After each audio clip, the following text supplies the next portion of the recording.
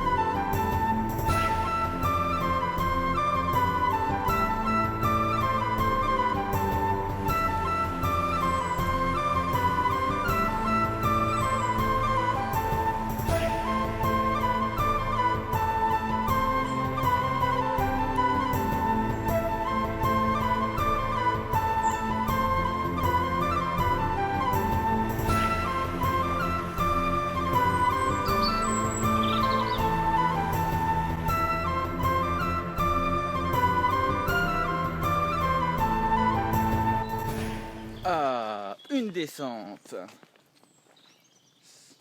Ça fait du bien, ça fait plaisir. Je devrais être à moins de 15 km de l'ordre, l'abbaye.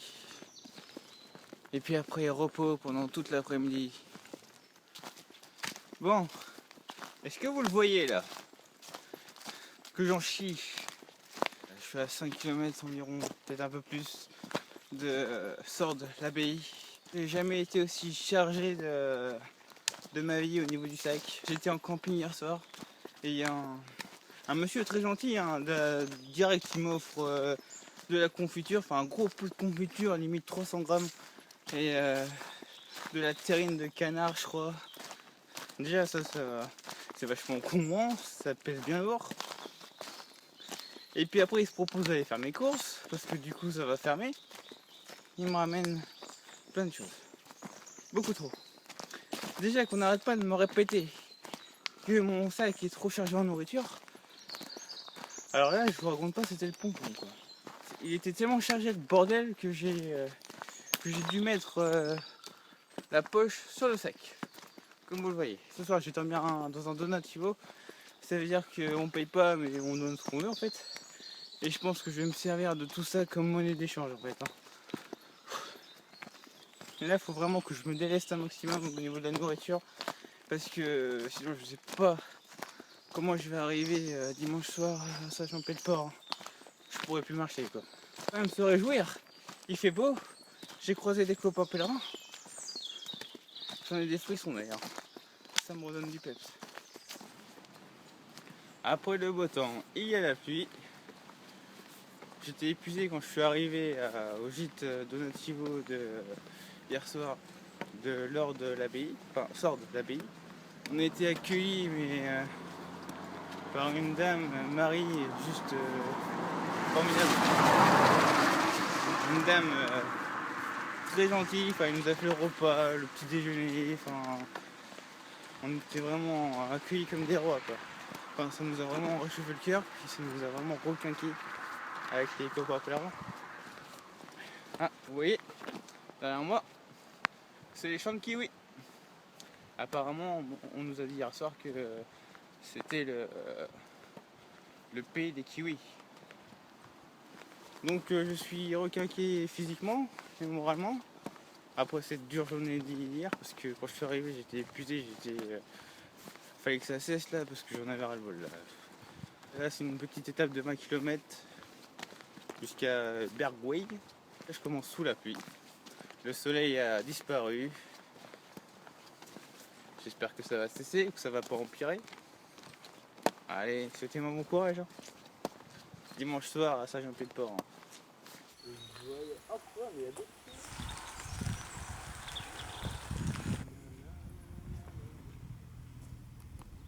Ce matin, je suis parti de Bergweg et dans environ 7 km, je vais être à Saint-Palais. Et après, je m'arrêterai à Ostabat. En fait, c'est les deux villes, je crois, où les trois chemins se croisent. Il y a le Puy-en-Velay, il y a le chemin de Tours, et un autre, je sais plus lequel, 26-27 km. Bon, je vais pas y aller comme un taré, je vais y aller tranquillement cette fois-ci. Oh là là. Vous voyez?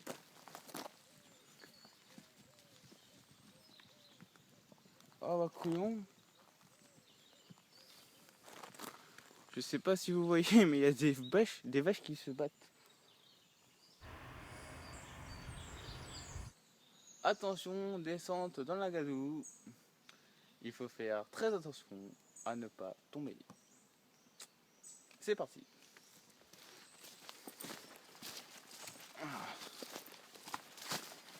Oh putain. Il y a un obstacle en plus. Faut traverser cette branche là. Alors, oh putain. Hey. Oh. C'est bon. C'est le parcours du combattant. Hein. On a fait le plus dur, ça devrait être bon après. Et c'est parti pour la montée finale. Vous voyez le truc là? Là ça monte grave. Hein.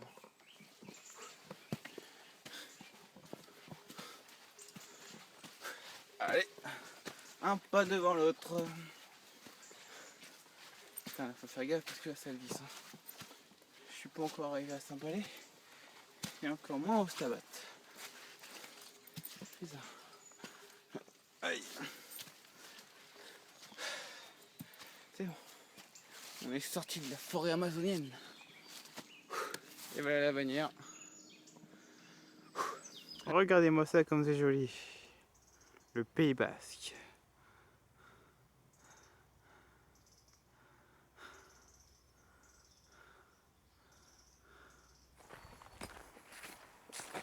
Ah, du soleil, des oiseaux, un champ, des collines, un beau paysage et surtout des maisons.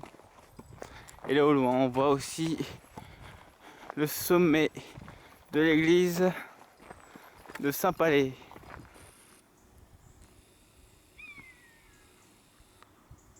Voici les belles rues du Pays Basque, rouge et blanc. C'est vachement joli. Ça change de la Saintonge. Hein. Oh my god. Voilà ce qu'il faut que je monte. On m'avait prévenu, après Saint-Palais, ça montait, donc c'est parti. Regardez. Et ça monte encore. J'ai fait une belle rencontre en plus. Pierre. Et je veux que je lui fasse part de ma progression. Donc encore une belle rencontre. Et j'ai beaucoup trop d'affaires dans mon sac encore. À ça j'en fais peur, il va falloir que je me déleste. Souhaitez-moi bon courage. Parce que là, je vais en avoir besoin.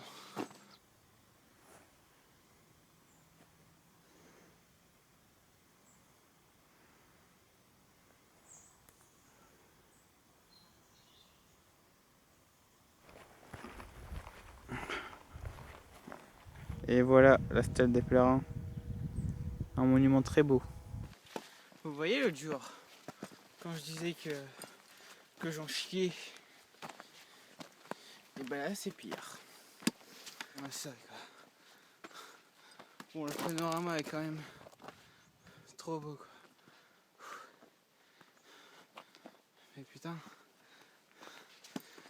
tous ces panoramas faut les mériter. Hein. Putain, ça va, je vais être à 6 km d'Ostaba. Putain. Et regardez, c'est pas fini. Le pire, c'est que la montagne qui est derrière moi là, enfin l'espèce de colline, et ben je suis passé par dessus. Je suis passé par dessus. Putain. Putain, c'était de la rigolade en fait. Hein. Et là je me rends compte qu'il faut vraiment beaucoup de motivation pour pouvoir y arriver. Moi qui suis pas un marcheur à la base, j'en chie. Surtout que mon sac est ultra lourd. Bon, ça me prépare pour le col de Ronceau, parce que là en fait c'est 8 km de montée. Je vais au moins perdre 8 kg avant d'arriver à Compostelle. D'ailleurs, j'ai déjà serré ma ceinture de 3 camps. Si je suis pas mort d'épuisement avant, je vous dis ciao.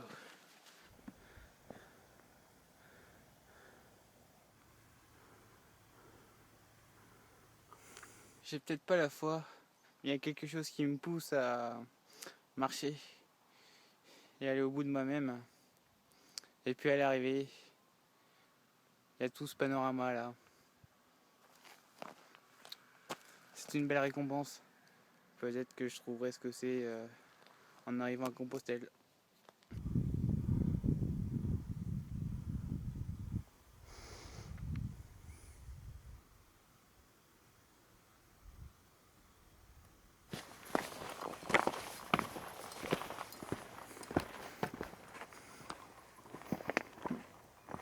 Je viens juste d'apercevoir l'église blanche, donc du coup je suis arrivé dans 10 minutes.